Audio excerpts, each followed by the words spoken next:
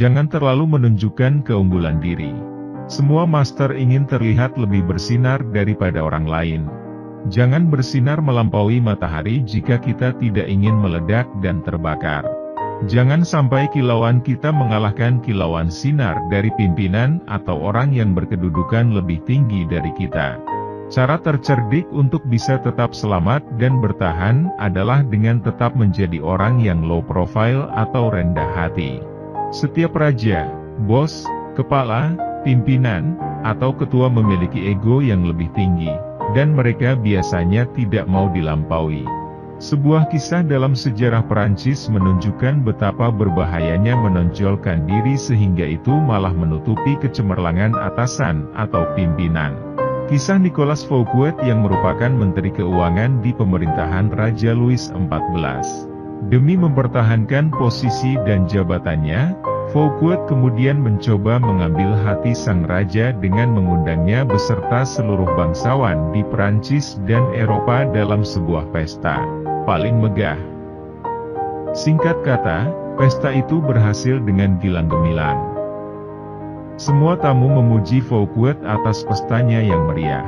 Si Menteri Keuangan pun senang karena ia merasa berhasil membuat rajanya terkesan. Tetapi, apa yang terjadi? Sehari setelahnya, Fouquet malah ditahan oleh para prajurit kepercayaan Raja Louis XIV dengan tuduhan percobaan pencurian uang negara. Ia dituduh telah hamburkan kas negara dengan mengadakan pesta meriah. Padahal, ia menggunakan uang itu atas sepengetahuan dan seizin Louis XIV sendiri. Hal yang terjadi adalah raja merasa tersaingi dengan kesuksesan Fouquet. Para tamu dan duta besar negara sahabat memujinya sebagai penyelenggara pesta, dan bukannya memuji sang raja meskipun pesta itu diadakan atas nama Louis XIV. Begitulah, kegemilangan dalam sekejap berubah menjadi kejatuhan. Setelah dipuji malam sebelumnya, Fouquet menjadi tahanan di pagi harinya.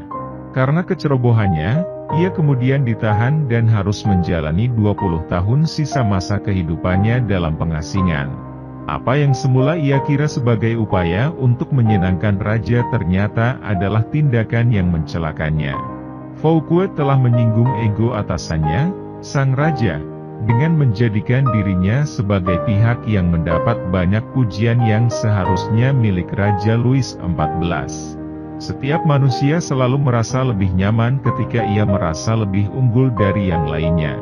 Ketika dirinya dipuji, ego naik setinggi-tingginya. Perlahan dinding yang menyelimuti pertahanan diri pun luruh dan luntur. Saat itulah, ia menjadi lebih terbuka, lebih mudah didekati, dan akhirnya menjadi lebih mudah untuk dipengaruhi dan diambil hati. Trik untuk mengambil hati orang lain adalah usahakan untuk membuat orang lain merasa dirinya lebih tinggi, lebih baik, lebih sukses, lebih berkuasa daripada diri kita. Ini adalah teknik dasar meraih simpati yang sudah teruji selama ratusan, bahkan ribuan tahun peradaban manusia. Orang-orang yang mampu mendaki tangga kesuksesan dengan cepat adalah mereka yang mampu mengambil hati orang lain. Mereka bisa menyenangkan orang lain dan itu membuat mereka juga disenangi orang lain. Jika kita ingin menyenangkan dan membuat orang lain, ingatlah selalu untuk lebih menonjolkan keunggulannya. Tekan ego pribadi kita sejenak. Mungkin sulit dan pasti sulit, terutama untuk kita yang selalu mengutamakan ego. Adalah hal yang wajar setiap orang ingin dipandang baik, unggul, dan serba positif, termasuk diri kita. Tetapi, ketika kita ingin mendapatkan perhatian, terlebih dulu kita juga harus memerhatikan kelebihan-kelebihan mereka. Kita selalu senang ketika kelebihan dan keunggulan kita disorot. Begitu juga orang lain. Tetapi, kadangkala, panggung hanya ada satu dan tidak semua orang dapat tersorot di atasnya. Saat itulah kita harus merelakan ego kita dan memberikan panggung untuk orang lain. Jika ingin mengambil perhatiannya, berikan dulu perhatian kepadanya. Begitulah caranya. Ini bukan berarti kita tidak boleh menunjukkan keunggulan diri seterusnya. Ada tempat untuk setiap tujuan. Ketika kita dituntut untuk memperlihatkan keunggulan diri, tentu kita harus berusaha menunjukkan yang terbaik dalam diri. Misalnya saja ketika kita tengah hendak melamar untuk masuk ke perusahaan impian, tentu kita harus berani menunjukkan kemampuan dan keunggulan diri. Tekniknya berbeda ketika kita hendak memengaruhi seseorang, berusaha untuk mendapatkan simpati dan perhatiannya. Dalam posisi ini, perhatian dan keunggulan adalah milik orang itu, bukan untuk diri kita. Perhatikan lagi, perhatikan orang lain jika kita ingin mendapatkan perhatiannya. Taktik pertama untuk mendapatkan perhatian dan memengaruhi seseorang adalah jangan pernah menunjukkan diri kita lebih unggul dari dirinya. Hindari terlalu banyak atau terlalu jelas menunjukkan bakat, kemampuan, atau kelebihan jika kita ingin membuat seseorang terkesan dan menyenangkan seseorang.